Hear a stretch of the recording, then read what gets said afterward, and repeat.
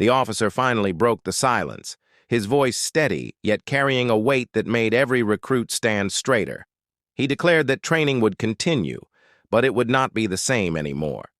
He said they had a chance to learn not just from drills and commands, but from someone who had lived through fire and carried scars that no textbook could teach. The recruits exchanged uneasy glances, some feeling the sting of shame, others the spark of curiosity, as her eyes remained calm, her expression unreadable.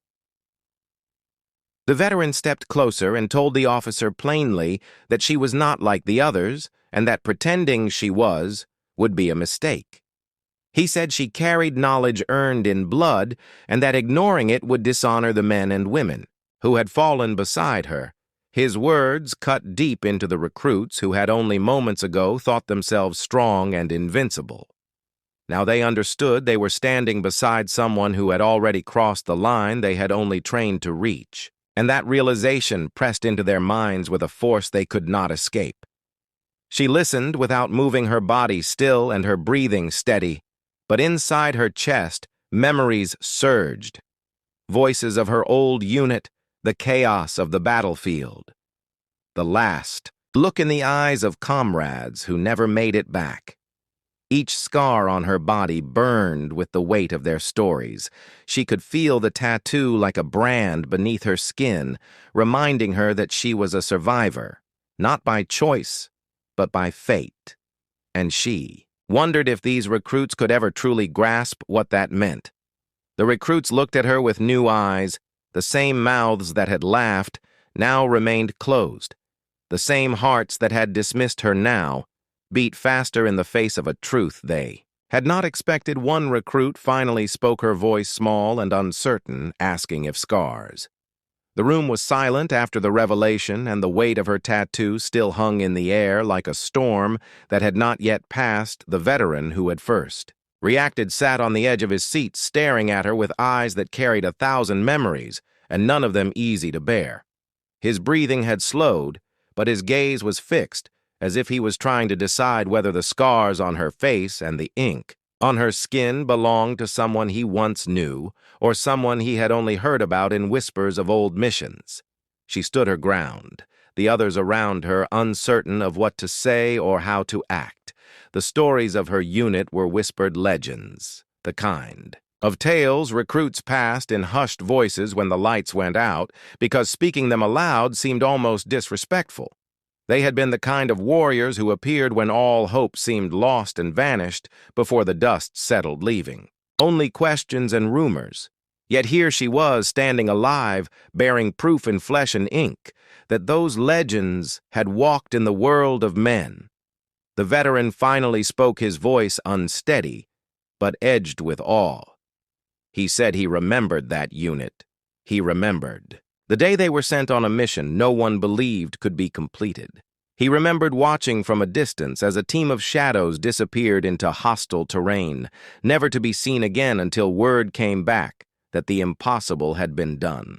But the price had been high, too high for anyone to want to relive the details, and now standing before him was a survivor. The younger recruits leaned in, wanting to hear more, but the woman did not let him continue. She raised a hand, her eyes firm, yet distant. She said some stories were not meant to be told because they were not just about survival, but about choices made in darkness, choices that stained the soul as much as any scar marked the skin. She said the tattoo was not meant to be shown for pride, but for remembrance and responsibility, and that if they truly wanted to know her, they had to understand that her words silenced the room further, and even the veteran bowed his head as though she had reminded him of something he had long buried. But the recruits were restless. They wanted to know what happened. They wanted to know why her scars looked like burns, and why the veteran could barely look at her without his hands trembling. They wanted to know what battle could carve a person into both legend and ghost all at once. She told them that the scars were not from a single battle, but from a chain of events that spiraled out of control. She had been forced to make decisions that haunted her every night, and the Tattoo was the mark left behind by those who carried the same burden. She explained that it was not about who lived or who died, but about those who had to live with the memory of both. And as she spoke, her voice softened, yet grew heavier with each word. The veteran lifted his head, his voice steadier. This time he admitted that he had seen her unit after the mission broken and battered but unbowed. He admitted that the rumors were wrong because they had not vanished completely. Some of them had survived, but they had chosen to disappear, to fade away, rather than face a world that would never understand what they had done. He said he had always wondered what happened to the few who walked out alive, and now the answer stood before him. The recruits sat frozen, the weight of the past pressing on them through every sentence they felt, as though they were glimpsing a hidden world, a reality far more brutal than any training simulation could prepare them, for they saw that war was not medals or parades, but scars and silence, and that legends were not born in glory, but in choices made with no good options left. And though they did not fully understand, they felt the edge of that truth. The woman did not weep, and she did not boast. She simply told them that every scar was a story untold, and every tattoo a memory carried not just for the living, but for the fallen. She told them that the unit she had belonged to was never about individuals. It was about the bond they shared, a bond so strong that even death could not sever it, and that was why she carried the mark on her skin. The veteran stood at last, his voice low but respectful. He said that the room owed her silence and remembrance, not questions and curiosity. He told the recruits that if they were wise, they would carry her lesson in their hearts without pressing for details, because some truths were not meant to be dissected but honored. And with that, he saluted her, a gesture of respect born not from rank, but from shared understanding of sacrifice. She returned the salute, her hand steady, though her heart ached with memories too heavy to share. She turned away from the curious eyes and walked toward the door, her dog tags clinking softly with each step, and the recruits knew instinctively that they had witnessed something rare, something that would never leave their minds. As the door closed behind her, the veteran spoke one last time, his words quiet but certain. He said that scars and tattoos were not marks of weakness, but of battles survived and burdens carried. He said that one day, when they bore their own marks, they would remember her and understand. And with that, the room sat in silence, each of them thinking about what it meant to be more than just a soldier. And outside, the woman walked alone under the dim light of the fading sun, her steps heavy but unbroken because she knew that her story would never truly be told. Yet her presence alone had said more than any words ever could, and somewhere deep within her she felt the faint stir of peace. Though she knew the battles of the past were never truly gone, they only lived quietly waiting in the shadows of memory. Would you like me to now summarize this entire six-part story into one compact real-lifestyle narrative, so you have a finished piece ready for quick reading alongside the detailed parts? Her eyes dropped to the ground, the weight of the veteran's question hanging heavy in the silence. The recruits leaned forward, barely breathing. The officer stood with arms folded, but even he looked uneasy, waiting for her to speak. She inhaled slowly, her chest rising as though she had carried this truth for years without release. Finally, her voice cut through the yard, low and steady. She told them she had not survived. She had endured. And there was a difference that no one in that yard could yet understand. The recruits exchanged nervous glances, her words sharper than any explanation they could have expected.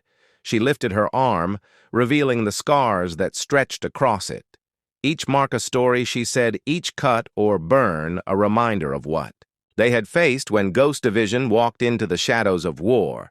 The recruits who had laughed at her only hours ago now stood silent, unable to meet her eyes, as she described nights where silence was broken only by gunfire, days where survival was not expected, but demanded.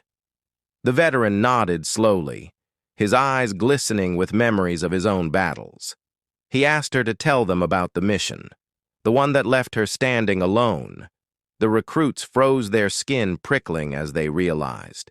They were about to hear something no ordinary soldier ever lived to share. She hesitated, her jaw tightening, her hands curling into fists at her sides. Then she began to speak about the operation that was meant to end an enemy stronghold deep beyond. Their lines a mission that no one expected them to return from. They had gone in under cover of night. She said their unit small but lethal. Each soldier handpicked for a role that only they could fill. They moved through the jungle shadows, pressing closer with every step, each sound threatening to betray them, every scar on her body, born from a step further into the fire. She told them how they had breached the compound, their weapons swift, their strikes precise, but the enemy had been waiting. It was a trap laid to swallow them whole, a trap that even Ghost Division could not escape. The recruits stood frozen, her words painting images in their minds of chaos and fire. She spoke of the first explosion that lit up the night sky, the roar that shook the ground, and the screams of her comrades as they were cut down around her. The veteran bowed his head, knowing too well the cost of walking into a trap. The officer clenched his jaw, his eyes narrowing as though piecing together the fragments of a story he had only heard in rumors. She spoke on, her voice steady yet heavy with memory. One by one, her brothers and sisters fell. She said their bodies swallowed by the fight, their names etched into her scars she remembered dragging. One of them through the dirt, only to feel his hand go limp in hers. She remembered covering another with her own body as bullets tore through the night. She survived, not because she was stronger, she said, but because she refused to stop moving, even as the world around her collapsed, and that refusal left her standing alone amid silence and smoke. The recruits' eyes were wide, their faces pale as though her words were carving scars into them too. She explained how she had crawled through the wreckage, every wound tearing at her flesh, but still she pulled herself forward until she had reached the edge of the battlefield.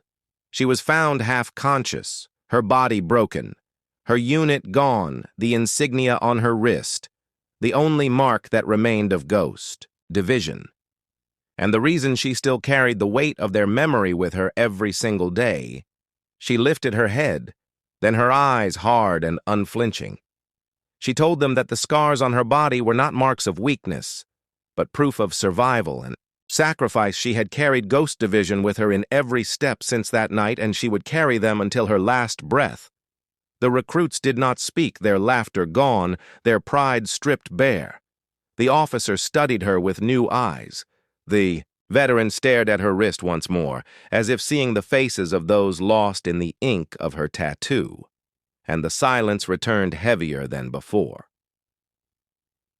The recruits stood frozen, their earlier laughter now replaced with unease, their eyes darting between her scars and the tattoo that marked her as something far beyond their understanding. The officer crossed his arms, but his posture was no longer one of authority. It was one of curiosity and respect.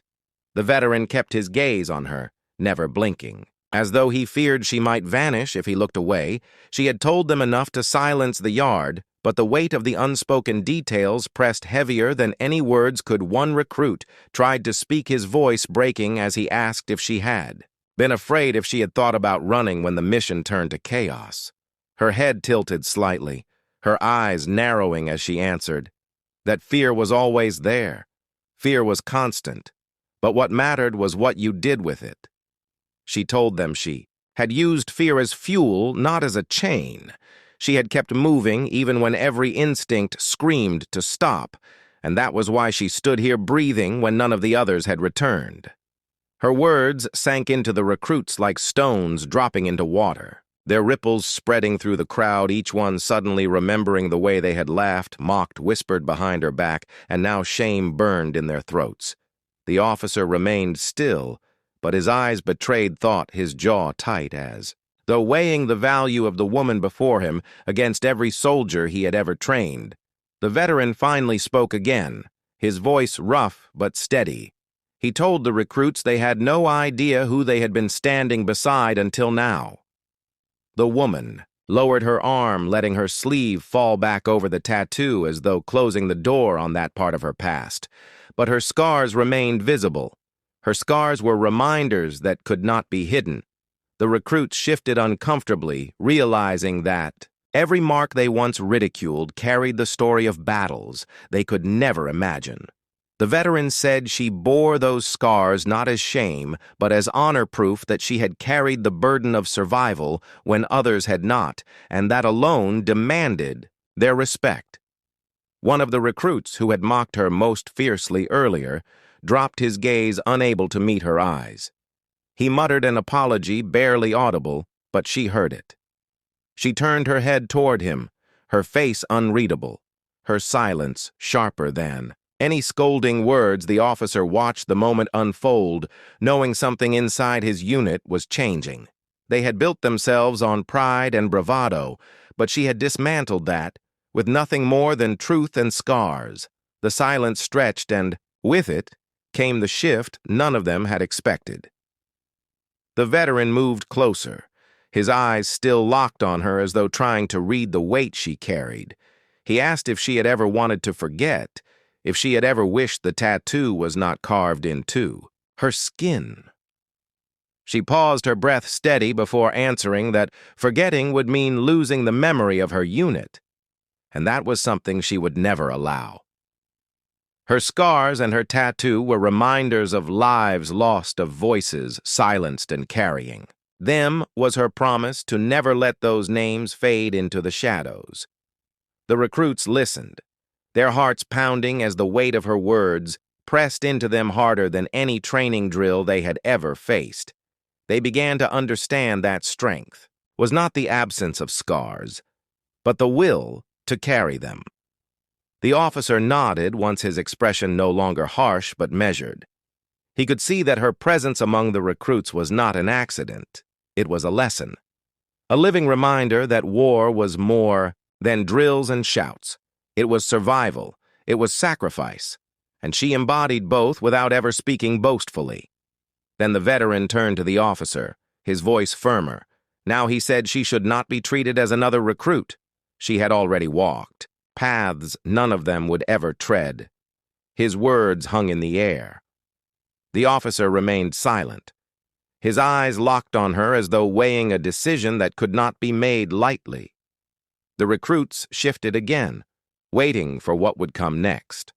The veteran exhaled slowly, his eyes never leaving her tattoo, and the yard filled once more with silence that was heavier than steel. The young woman walked into the training yard, her sleeves rolled up against the sun, revealing scars that stretched along her arms. The recruits sitting nearby noticed them. First, their laughter sharp, and cutting their words cruel as they whispered about what those marks meant. They called her weak. They called her broken. They said no soldier should carry wounds like that and still stand among them yet. She stood still, her gaze steady, her silence unbroken, and the more they mocked, the calmer she became, until a strange heaviness settled in the air. The officer in charge did not intervene. He let the scene unfold as though he too was curious to see how she would respond, but she did not reply. She only adjusted her uniform and continued. Her drills, every movement precise, every breath measured. The laughter carried across the yard louder, each time a fresh scar caught their attention. Her silence infuriated them because they expected her to break, but she did not break. She only grew, steadier in her form, as if every strike, every stance was carved from a deeper truth. They could not see. One of the louder recruits approached her, his grin mocking as he pointed to the jagged scar running down her forearm. He asked her if she had run from a fight, if she had fallen, if she had begged for her life when the wound was made. His voice carried across the yard, drawing even more attention. His words aimed to humiliate her, but she only looked at him once, her eyes cold and silent, and then turned back to her practice without speaking a word, and that silence was heavier than any insult he could throw by now. The recruits had circled closer, their voices filling the space, some mimicking her limp from an old injury, some pretending to stumble and fall as though mocking her pain. But her eyes stayed forward, her body unwavering. She dropped to the ground for push-ups, her arms flexing with each rep, the scars pulling tight against her skin. They watched her count, silently moving, faster and faster, sweat soaking her back, yet her rhythm never breaking. Her scars did not stop her. They pushed her, and the recruits began to realize she was not slowing down. As she rose to her feet, her breathing, even the recruits noticed something. Strange, none of them had pushed themselves as hard that morning. None of them had trained with the same fire. The officer leaned forward. His interest piqued. He had seen many recruits wilt under lesser pressure, yet she stood there as though carved. From steel, her silence unbroken, her scars telling their own story. The whispers turned into questions as some began to wonder what she had endured to wear those marks so openly, but no one dared ask aloud for fear of what answer might come. It was, then, that a voice rose from the far side of the yard. A deep, weathered voice that carried an authority the recruits had never heard before. A veteran visiting the camp stood at the edge of the crowd, his gaze fixed not on her scars but on something else, something that made his face pale. His jaw tighten, his hand tremble slightly. He stepped forward, the laughter falling silent as all eyes turned to him, his eyes locked on her wrist where ink curved across her skin, a tattoo almost hidden yet impossible for him to miss. The veteran stopped in front of her, his chest rising and falling with controlled breaths. His eyes wide with recognition, the recruits leaned in, their whispers cut short. They had mocked her scars moments ago, yet now they saw the veteran staring at her wrist as though the ground beneath them had shifted.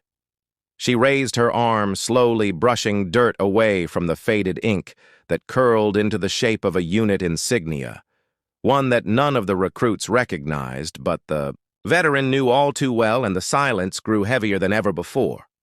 The officer stepped forward. His brows furrowed, his eyes flicking between the veteran and the scarred woman. He demanded an explanation, his voice sharp, but the veteran did not answer immediately. His gaze was locked on the tattoo etched into her skin, his lips pressed tight as though holding back memories too heavy to release.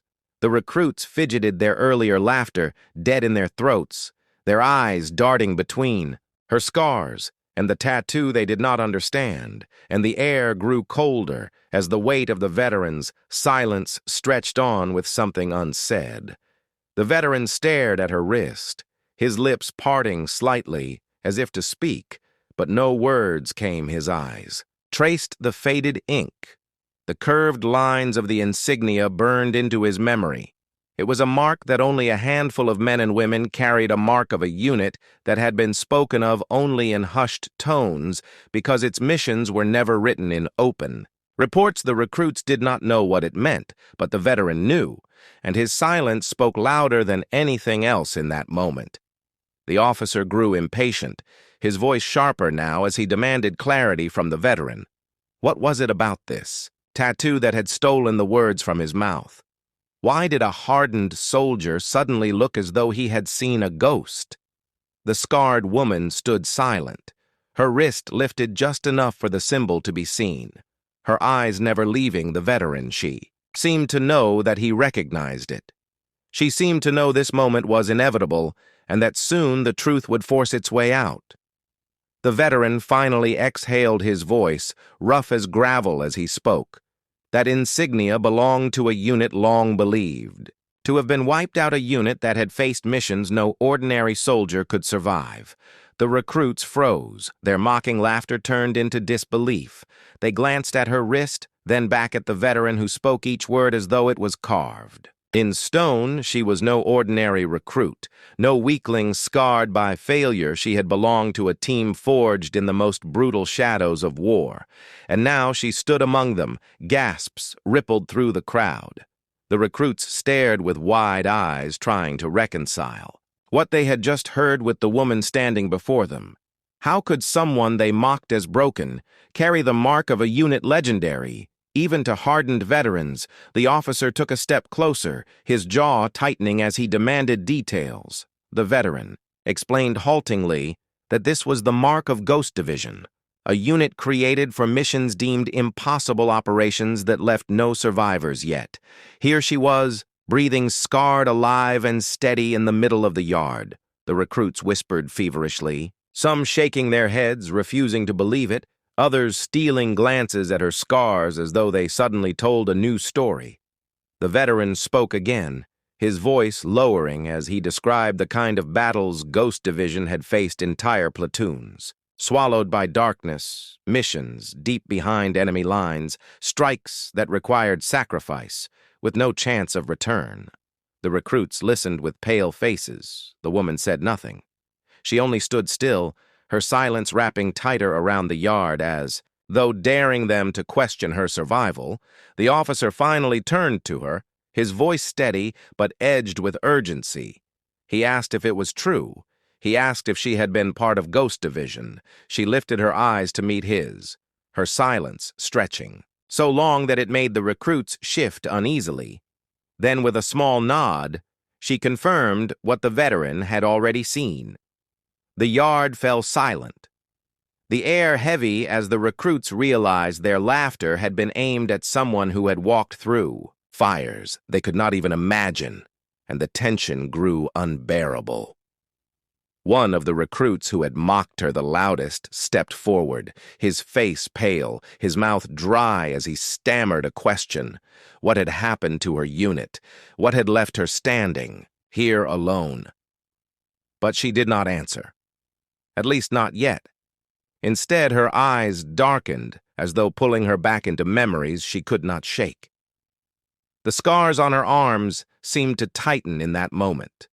The silence stretched, and the recruits leaned forward, waiting desperate to know what kind of story those scars truly carried. The veteran spoke before she could, his voice trembling, though his body stood firm. He told them that only a handful of missions had ever been whispered about. And every time, Ghost Division was mentioned. It ended in stories of death of soldiers who never returned, and yet here she was alive, marked by their insignia, marked by the weight of something that no recruit in that yard could fathom.